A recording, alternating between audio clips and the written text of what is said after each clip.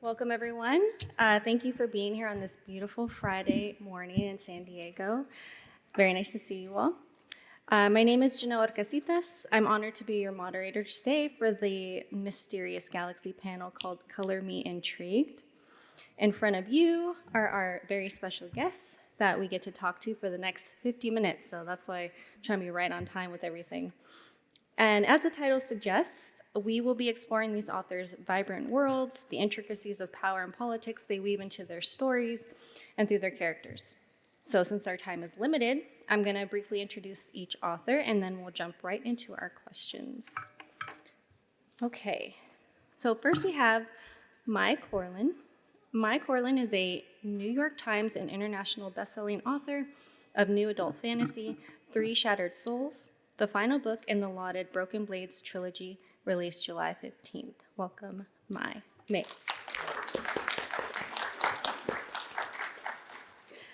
Next, we have Elise Kova. Elise is a USA Today and internationally best-selling author.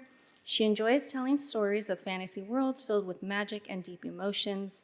She lives in Florida, and when not writing, can be found playing video games, drawing, chatting with readers on social media, or daydreaming about her next story. Welcome, Elise. Next, we have KX Song.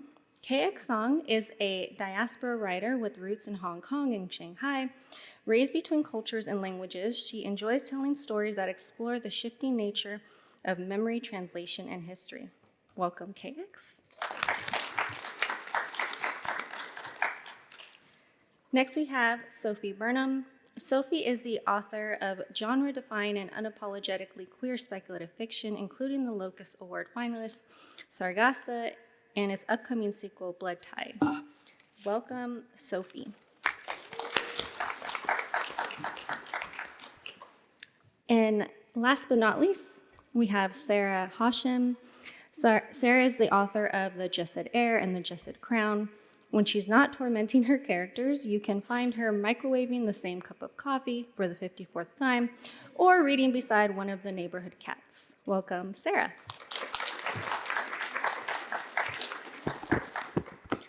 All right, well, thank you all again for your time today. And we're just going to go ahead and jump right in and start with some of these questions. So I wanted to start off with setting the scene. This is one of my favorite questions to ask, and I'm sure you have a lot you can tell us. So the first question is, if you can tell us about the worlds you've created in your novels, what that process is like for you, if there's anything specific, like you have to include in these fantastical worlds, and just what that process is like when you're world building. So we'll start with Mai. This is like when you get called on by the teacher and you're like sitting there like, I hope I'm not first. So hi everybody, I'm Mai Corland. So when I'm creating worlds, I usually start with characters first. For the Broken Blades trilogy, it started with Sora, who is a poison maiden who has been subjected to poisoning weekly since childhood, and it makes her immune. So she can then target wealthy, powerful men to assassinate them because they will assume that what she's drinking is fine or that her lipstick is fine, and it's not. So it starts with that, and then it's like, well, what kind of world would necessitate this? Like, you have to have massive power imbalances. You have to have a world that allows there to be an indentured servant like her, that there's and then who is she trying to kill, and then why? And so like the world sprung out of that, of like what necessitates this type of person. And then we were assembling the team, and it was, who can't you trust? So it was a spy master, a thief, an exiled prince, a strong man, so somebody who hurts people for money. So that's like kind of the general overview. Then it's like an FBI watch list of just weird questions of like, somebody's decapitated, like how long does this take? And like if you partially bury a body, like how would scavengers be, how deep? Because like, and then your FBI agent's like, wow, you have a lot of issues going on. And then you're doing like a lot of research about horses because even though it's a fantasy world, you have to get real world things correct. Like you can't just make up like what a horse is because people are very particular about that. And then there's a very poorly drawn map. And your art department asks to see it, and you're like, there's no map. Like, you guys don't need this. And yeah, that's my process. Awesome, thank you. What about you, Elise? So I always start with a kernel of inspiration, but it's oftentimes different for every book. Some books it is the character, some books it's been the title. For Arcana Academy, it was actually the magic system. I had been wanting to write a magic system that was inspired by tarot cards for forever, but a magic system is not a story.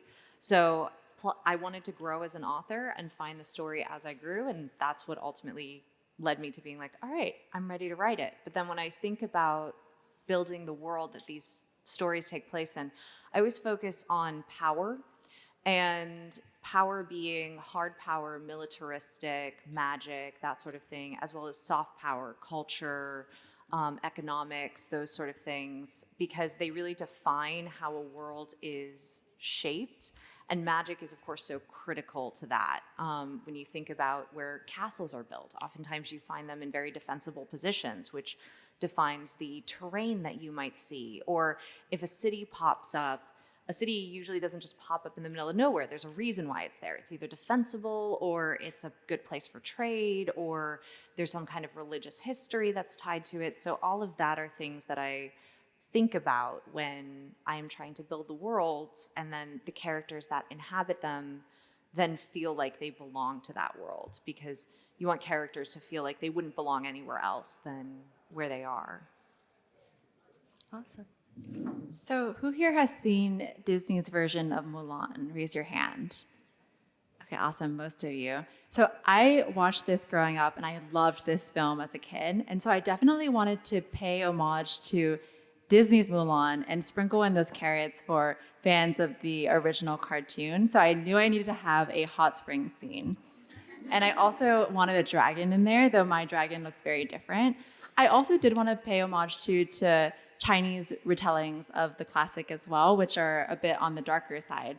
But I think critically, I wanted my Mulan to be a character who's motivated by her own ambition and her desire for power, rather than out of filial piety or out of this more noble, virtuous desire to take care of her father. And in terms of the dragon, so it's sort of inspired by Chinese mythology, where you have these 4 constellations who represent the 4 seasons, the 4 elements, the 4 directions. And they're the tiger, the dragon, the phoenix, and the tortoise.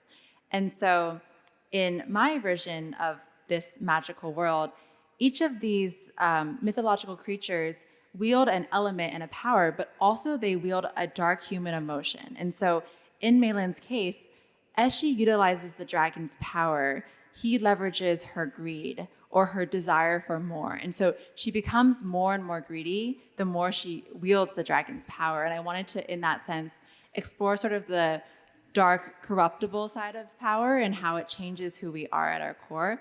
And that's sort of how the world came about, and how people see magic not as inherently good or evil, but merely as an agent of chaos. So Sargassa takes place in a contemporary North America in an alternate history where the Roman Empire never collapsed and instead took over about 3/4 of the world. And I hilariously have very little interest in the Roman Empire as like a special interest, which is always really fun to tell people about. The idea actually more came out of this sort of outsized place that the Roman Empire has in the American imagination. It's this weird part of our mythos, and I really wanted to explore what that's about. So that was the kind of big idea, but as Elise said, that's not a plot. And I, in a previous life, was an actor, so I always start character first. That's how I understand how to build scenes. And I have an ongoing preoccupation with the tension between organic relationship and structured relationship. The things that we are taught we're supposed to is supposed to do, supposed to be.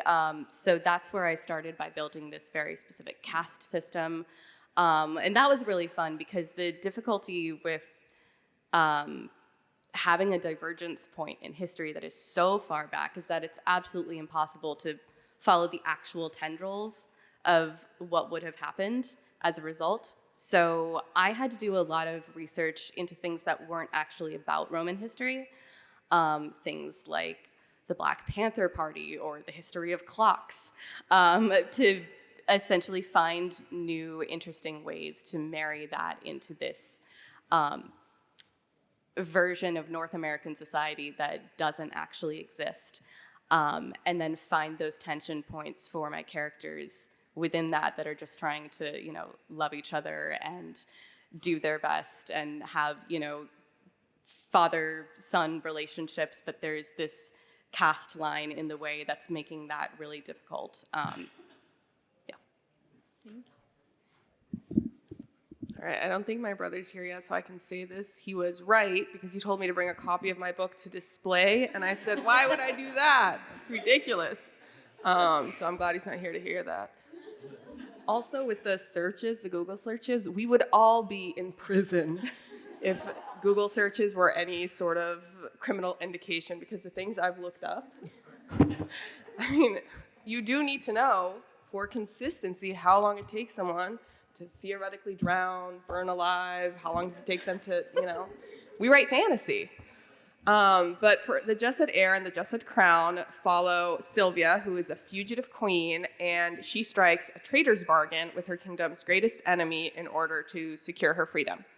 And the Jasad Heir also is, I think, focused, the way I built out the world and decided on what elements of the world to include in book 1 was different than book 2.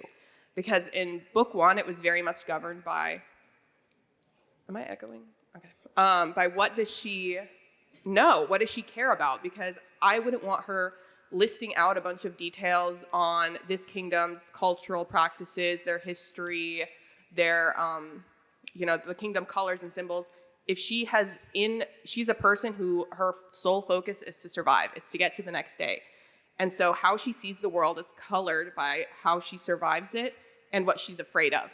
And so I inputted a lot of that in how I crafted the world through her lens. There are several scenes where she's learning a lot of things that she feels like she should have known because they're about her own kingdom. She didn't know them, and she didn't want to learn about them because for her, learning about certain aspects of the world carried with it a lot of grief, a lot of trauma, a lot of difficulty. And so that informed how the world was set up in book 1, was very largely through the main character's perspective. And the world is also Egyptian inspired. So all the kingdoms have different regional elements and influences from Egypt because Egypt is very regionally diverse and rich in a lot of different practices, truly from one end of the country to the other. And so it was really fun to put in those little pieces and those little hidden gems and Easter eggs throughout the different kingdoms. And in book 2, in the Jasad Crown, which again, purple, very large, can't miss it, it has Sylvia finally engaging with this world because now she is trying to actually reclaim her kingdom. She's trying to be a ruler. She's trying to actually fight for once instead of survive. And so now it necessitates she knows all of these things that she really was not interested in knowing in book 1. And so the world expands with her interest and her perspective in it. Awesome. Thank you all so much for those really great answers. Now, I'm going to have you build on that in this next question. So some of you touched upon it in, different ways, but I'm curious about if you can share more about those kind of power dynamics that are going on, or those social hierarchies you've created, or even like the political systems that are in place, whether you build off from like the research you've had or historical, or if it's, fantastical, whatever it might be. Give you a minute to like absorb that. And then I'm going to start with Sarah. But Sarah, if you want to think about it, I feel bad now. What may Marinating won't help. I'll just start thinking about how I look while I'm marinating. So I'll just start talking. So the political systems and the power dynamics and the hierarchy in the book. So in the Jasad Heir and the Jasad Crown, in the Scorched Stone duology, you have several kingdoms that all had magic at one point in time. They had different kinds of magic, but they were all powerful in their own way, and they all possessed this particular resource. And then it starts to fade. Year by year, it fades at different speeds, at different rates for each of these kingdoms, until there's only one kingdom left with magic, and that's Jasad. The question that I was really interested in was, once this resource is gone from everybody, except for this one kingdom, how do those interactions proceed? How does that shift and influence the political dynamic between these 5 kingdoms that all used to share the same resource? How does it turn into them now villainizing that particular resource and approaching it in a way that is spoilery, so I'll be a little vague, but essentially how do they exploit and commodify magic and then hunt down magic users in particular? I mean, if you've ever seen Merlin BBC, I am a big fan of all things magic, forbidden magic, hunted magic. It was one of my absolute favorite themes growing up. And so I really wanted to explore it in a way where this isn't something that is unique to specific people. Everybody had it, and now it is unique to specific people, a specific kingdom at least. And the way it works for Sylvia, she used to be the heir of Jasad, and she had extremely powerful magic, and her grandparents put cuffs on her to prevent the expression of that magic because she was kind of a deranged toddler, and they were like, no toddler should have that amount of magic. And again, to avoid spoilers, she has to really grapple with what it means for her to have magic, where that places her in the world she lives in, and the magic really, in her acceptance of her magic and sort of her acceptance in the role in the world are very closely tied together. That answers your question. Yeah, that was wonderful. Thank you. Sophie, if you're ready. First of all, I was talking about Merlin BBC literally yesterday, so thank you so much for that reference. I love it. I also forgot a copy of my book, but we can imagine that it's there. Like I mentioned, in Sargassa, there's a very specific caste system that has a specific amount of social mobility between the lower castes, and then in the very top caste, it's just you're born that way, and you can't lose it, and you can't gain it. It's just how it is. But Sargassa follows 5 different points of view characters, and they run the gamut across the spectrum in terms of socio-political, gender expression, sexuality. And for me, it was really about the fact that the personal is political. There are hints as to how the larger political structure works in terms of understanding, okay, Rome is over in Europe and they have, these 5 different client empires that are answerable to them, but it's less about the macro and more about how our individual choices affect the people that we love. So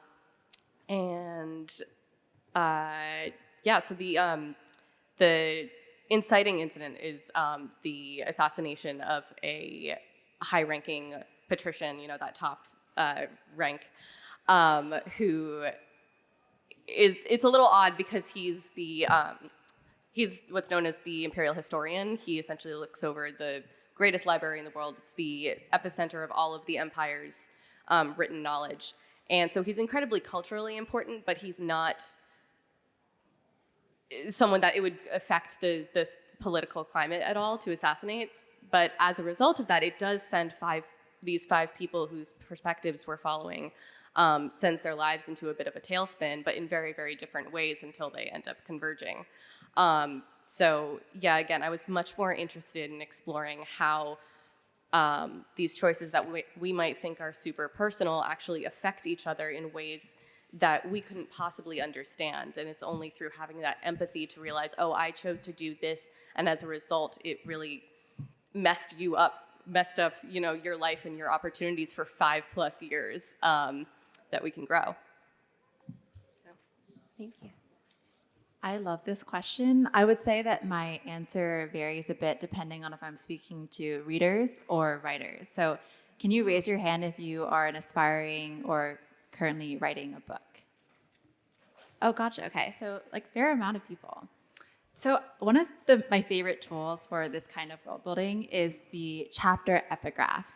And I'm so impressed by writers who can write many points of view. In The Night Into the Fire, there's only one point of view. And because of that very limited first-person point of view, chapter epigraphs became my way to showcase different perspectives, both from that world and that current time period, but also from previous time periods and previous eras. And I would say this is a great device to use if you're building this really expansive world, but also have that limited first-person point of view that you really want to closely follow. And so in this world, there are 3 kingdoms and they're at war. It's inspired by the Warring States period in ancient China. And one of the kingdoms is the former seat of the last dynasty. And so they inherit a lot of the wealth and rich resources of that prior dynasty. And that impacts the relationship they have with the other kingdoms and the treaty negotiations that they are undergoing based upon the last war. And this kingdom is also the one in which a lot of the history has been created and a lot of the written history too around that culture. And so as you can see from the chapter epigraphs, the way in which they showcase how women are treated in society and how women are almost invisible in a lot of the heroic deeds of previous stories and folk tales and ballads really demonstrates how Mai Lin, our protagonist, has grown up with this very insidious view of how women should be submissive and sort of relegated to the back and not really seen. There's a line in the very beginning where Mai Lin recounts a saying that she's been told from a young age, which is when someone asks, a woman should smile but should not speak. And that's the sort of cultural upbringing that she has grown up with, and that informs how she views power, and that's why she has such a toxic relationship to it. And so in that sense, I would say, when you're writing these power dynamics, there are so many different tools you have at your disposal as writers where you don't just have to showcase any one perspective through your narrator's eyes because that's limited. And you can use like tools such as what are posters on the wall? Like what are the propaganda that people are spewing? How does the religion talk about woman or talk about magic in order to showcase the themes and the underlying messaging that you're trying to convey, even if it's not quite relevant for that plot point in time. And you can foreshadow future, climaxes or action sequences through even jokes that people make. So there's a joke in the very beginning where the stepmother character says, "You fear dresses like the phoenix fears iron." And that's sort of like a cultural saying that is just thrown frivolously about. But then later on, Mai Lin puts together the phoenix's kryptonite is iron. And she never knew that because magic is sort of banned in her kingdom. But through the sayings of that culture, she understands how previous eras learned how to defeat the phoenix. So as I mentioned, Arcana Academy started with the idea of tarot being magic. And as I was brainstorming and plotting out things, I had to figure out what that meant for the magic system. And what I ultimately decided on was every single card, all 72 of them, have a unique spell, basically. And you wield a card to cast that card's spell. But in so doing, that card is destroyed. So that then created the question of, well, how are the cards made? Are they forces of magic themselves? Are they made by traditional means?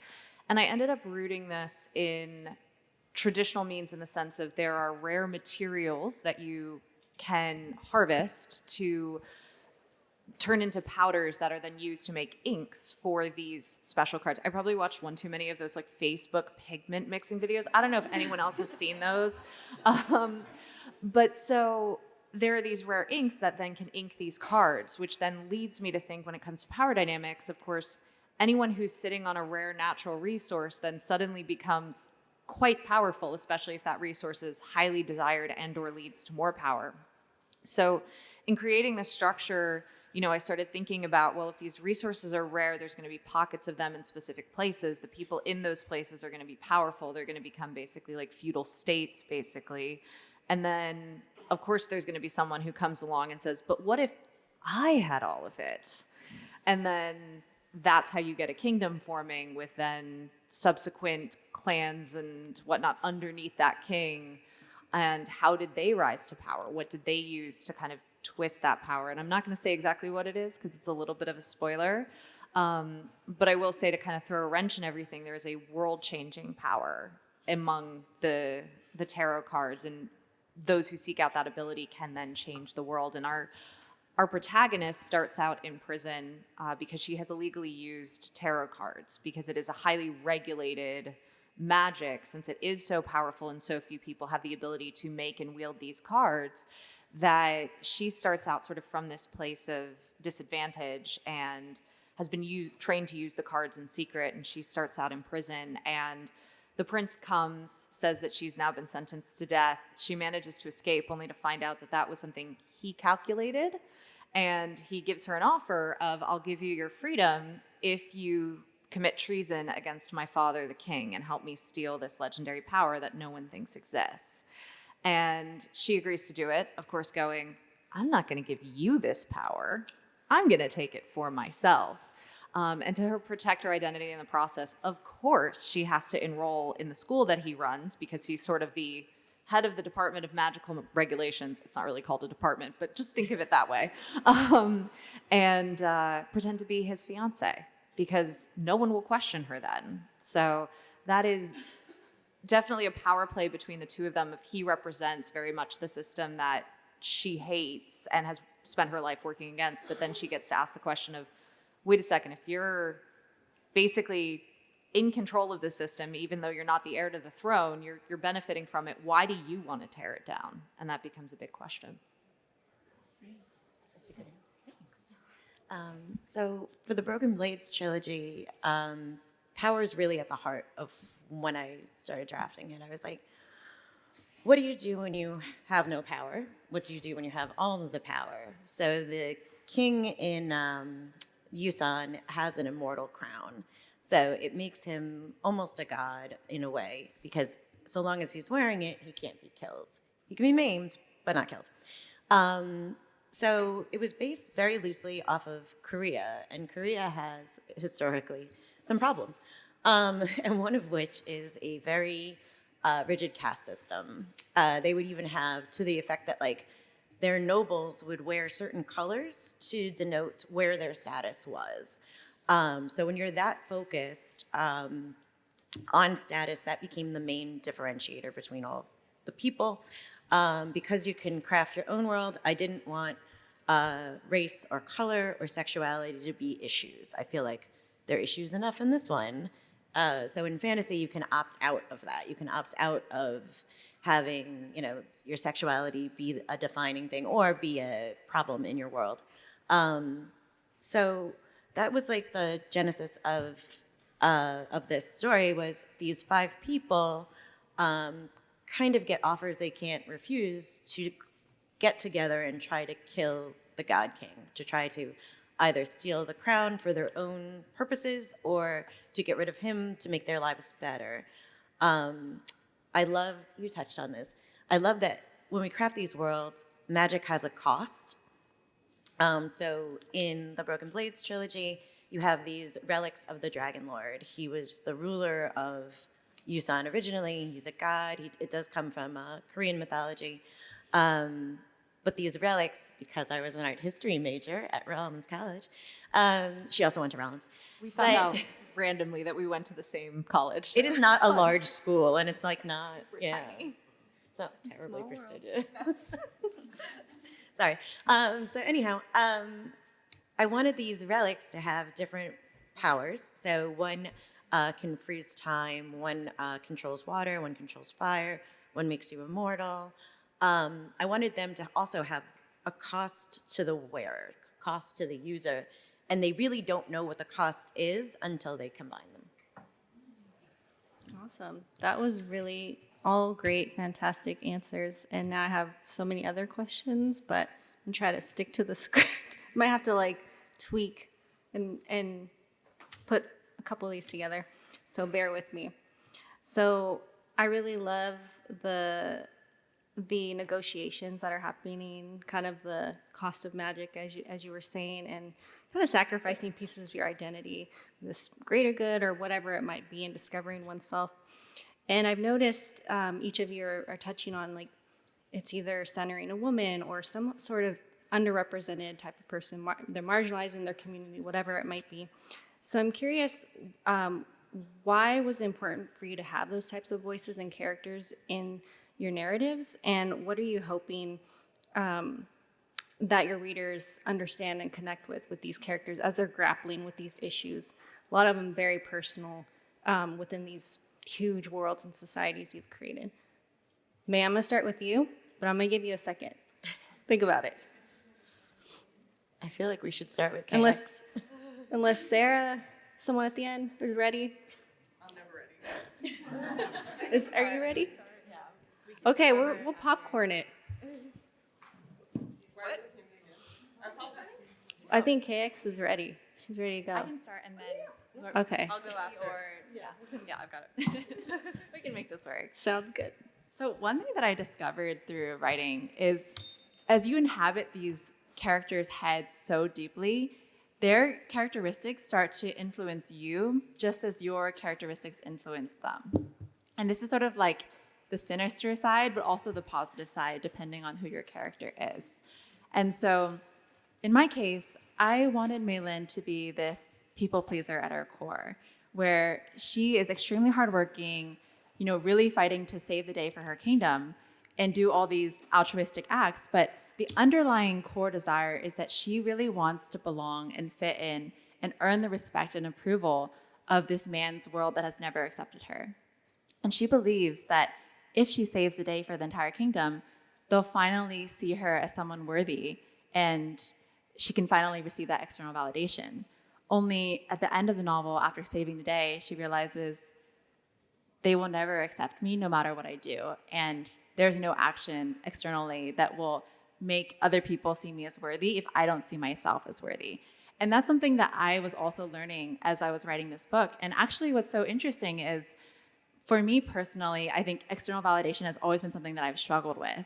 And through writing this, I realized at the end of the story, I had written it entirely for myself. And it was because the book I had written before this one, it's a realistic contemporary, it's set in our world, and I was very much so tired of reading the news, so tired of seeing what was happening in our reality and feeling hopeless and a bit powerless. And so I wrote this escapist fantasy as a way to go back to that child me who was so obsessed with reading that I would just put the covers over my head and read by flashlight because we didn't have phones back then. And I put in all the things that I loved as a kid. So all the star-crossed romance from Chinese dramas and the political intrigue and the super heightened stakes and the emotions and all of that. And I wrote this primarily for myself. And that's when I was able to realize and the internal validation mattered so much more to me than the external side of things. And so I hope this helps answer the question, in writing about this woman who has been oppressed in ways that are not even visible, it's not like she's being physically abused. It's more so that within this system, she's taught herself that her own opinion matters less than a man's opinion. How do you unlearn that over the course of the novel? And also, how does it expand the realm of possibilities that are open to you? Because at the beginning of the novel, she tells herself, all I want is just to have 6 months of freedom. That's it, and then I'll be ready to die.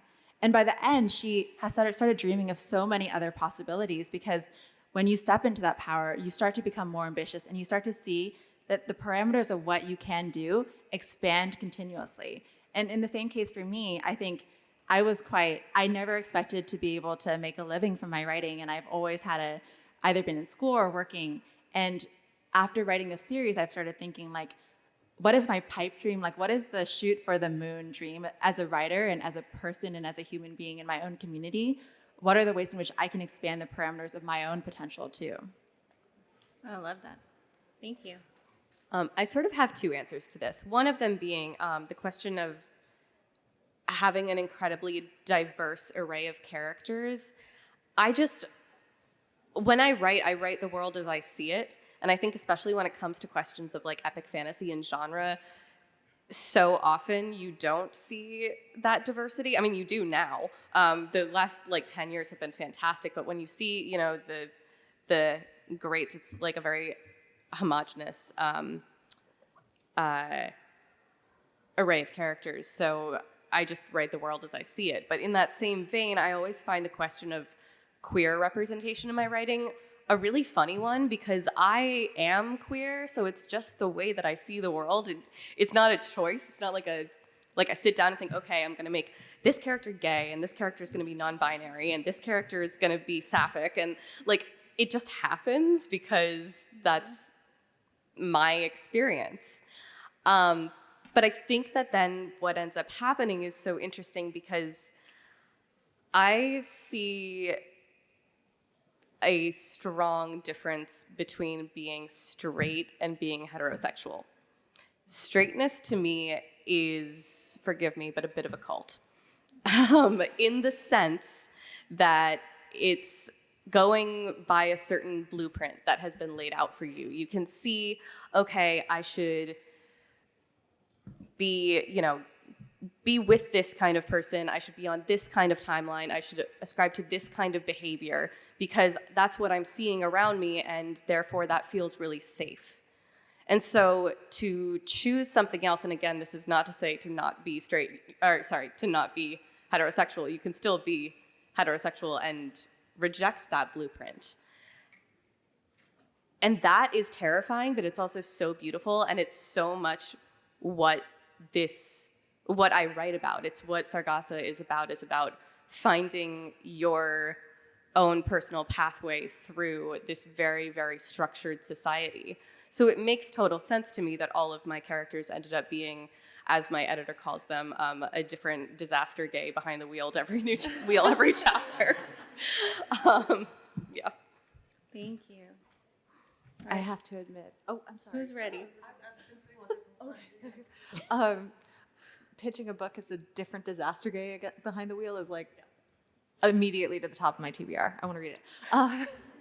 I think for me, I love oftentimes writing underdog characters because I think so many of us in some way have had some kind of hardship or struggle in our lives.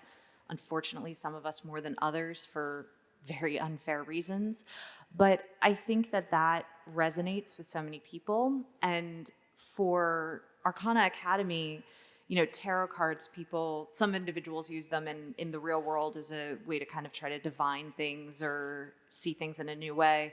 And I take that very literally in the book in a lot of ways. And so there's a big theme for Clara about taking charge of your own destiny and not just having a destiny that is written for you by someone else, be that the hands of fate themselves or the hands of the individuals in power above you who would want to push you in a certain direction or tell you you can or can't do something or use the skills that you have honed for yourself for them and their benefit. And that was a big motivator behind her and her character. Thank you. So rock, paper, scissors, something. No, it's okay.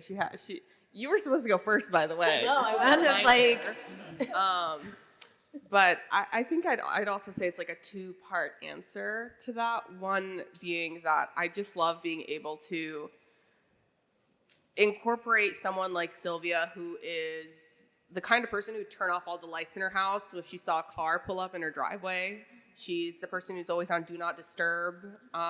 She does not want to have duties, responsibilities, connections. She rejects even the very concept of friendship. And then chapter 2, she's asking them to help her bury a dead body.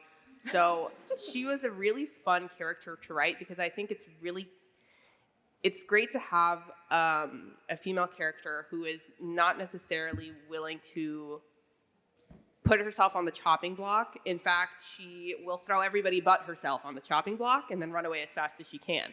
And her arc is trying to, I think, reconcile what does she owe to other people, to others, to the people that she belongs to versus what she owes to herself. And being able to also, talk about found family, like how the connections she has with other people really influence her own perception of herself, her perception of her journey.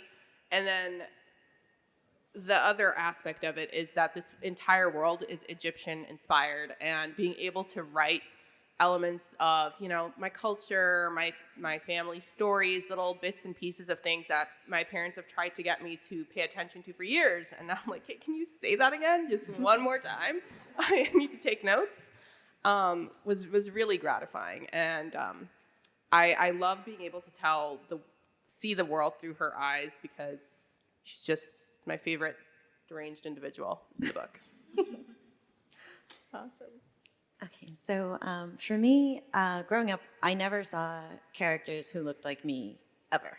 Like, so not in anything that I read pretty much ever. So part of writing the Broken Blades trilogy was to have characters who looked like me or acted like me, or I legitimately, growing up, I just thought I was like the world's like strongest gay advocate ally. Not at all realizing that I'm queer. I'm just like, I think everybody's kind of gay. Not at all realizing that that's like a really gay thought. Like, I was just like, I'm just allied up, guys. So I wanted to have queer characters in epic fantasy. I wanted to have a disabled character because I gave Sora my same hearing loss because we are severely lacking in disability rep kind of across the board, but certainly in epic fantasy. I wanted to have very attractive Asian male leads. I wanted to have all the things that I didn't see when I was growing up. And then it is the power struggles. Like, you can feel so hopeless, right? Like if you have a god king, if you are, kind of on the lower rungs of society, it can feel so insurmountable to do anything. And so one of the points of the series is like, there is hope. And you can have a few people who, if they love each other enough and are willing to sacrifice enough, can actually change the world. Thank you. Thank you all so much. Those are really great answers. And I hope that you all, if you haven't read any of these, definitely go out. I know that all the books aren't represented, but there's lots of things to buy here. You could buy the books here. They are here. I'll give you that info in a few minutes. So I know we're getting tight on time. So I think it was KX that was asking who the writers in the room were.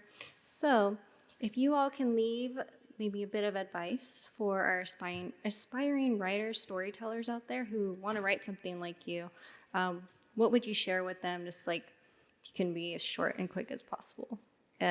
Whoever wants to, I know you all figured it out last time, so I won't, unless you want me to. Should we go my number of books out? Because I think I'd go last. Oh, you Yeah, I'll jump in. My number one advice that I give to new, aspiring, currently trying to get their feet wet writers is let your first draft be bad. Because I think so many people, they start writing and then they reach a point, whether that's 1 chapter or 10 chapters in, where they go, this isn't very good. And it's like, yeah, it's your first draft. And it might be your first time ever doing anything like that. And I mean, you don't want to compare your first rehearsal to someone else's onstage performance. The published version in here of Arcana Academy, I think, was version 10, 11. And so it looks nothing like my first draft did. Books change so much in editorial, and you have to trust that process. So just focus on getting words on the page. That's the most important thing to do. And then trust editing to really take it to where you want it to be ultimately. Thank you. Ignore what the market says is hot right now, because by the time you're publishing, it will have moved on to something else. So whatever that unhinged, really personal idea is that you have, that's what you should be writing. I'd say find your people. Like, you find a group of people, your friends, your family, whoever it is, whose thoughts you really value and their critiques, are meant to bolster your book, and collaborate with them. Send them your horrible draft, because yes, every first draft will feel like the worst thing you've ever written, and actually you've never written a thing in your life and you should never write again. But they're not going to tell you that. They're going to help you feel like this is an actual book. They'll make you feel excited about it. They'll tell you how to fix it. And it's a lot easier to do that with a smaller group of people whose opinion you really value, rather than maybe opening it up before you're ready, at least for the first draft. Okay, so a couple of things came to mind. Comparison is going to be a killer. Like, don't compare yourself and your journey to somebody else's. Like, back in the Twitter days, I said, like, we're not horses in a race. Like, it's not somebody getting ahead of you because they signed with an agent or because they got a publishing deal. Because once you enter like the writing community, you see people's highlight reels, right? Like, people don't usually, some people do, post the struggles and the rejections. They more post the celebrations and all of that. And like, so it's not, you're not competing with somebody else. We're not horses in a race. We are opossums stuck in trash cans, and like, you get out in your own time, and the opossum next to you is not related. The other better probably advice is read. Read in your genre. Try to pick books from the last 1 to 3 years, because you'll get a good sense of voice and world building and where we're at in your particular segment that you want to be in. I love all that advice. I would say the one thing I'll add is that there is no one right way to do this weird thing that is writing. I read Stephen King's On Writing when I was quite young, and it really discouraged me, to be honest, because one of his key pieces of advice is that you have to write every day. And I was working 2 jobs at the time. There was no way that I could write every day feasibly, and I thought, I can't call myself a writer because I'm not writing every day. But what I realized is that you will make it work for you if this weird thing called writing is something that you love to do. And you can call yourself a writer now, even if you don't have a book finished, even if you've only written a few words on the page, even if you're just thinking about the story and it hasn't even been put down into writing. That's something that title is something that you can claim as your own. And eventually, like, I was reading something online where they were like, in order to fall asleep, you pretend to go to sleep, and that makes you fall asleep. And in some ways, like, tell yourself, I am a writer. And one day that will actually become true and you will be a writer, but that act of pretending will make it come and manifest into reality. Wow. Thank you all so much. All right. Sorry. I would have tried to squeeze something else, but we only have a few minutes. So I will wrap it up. I'd just like to say thank you so much to Mai, Elise, KX, Sophie, and Sarah for your generosity and your time today. It was really energizing and fun to have this conversation with you. Thank you all for being in attendance today for this panel.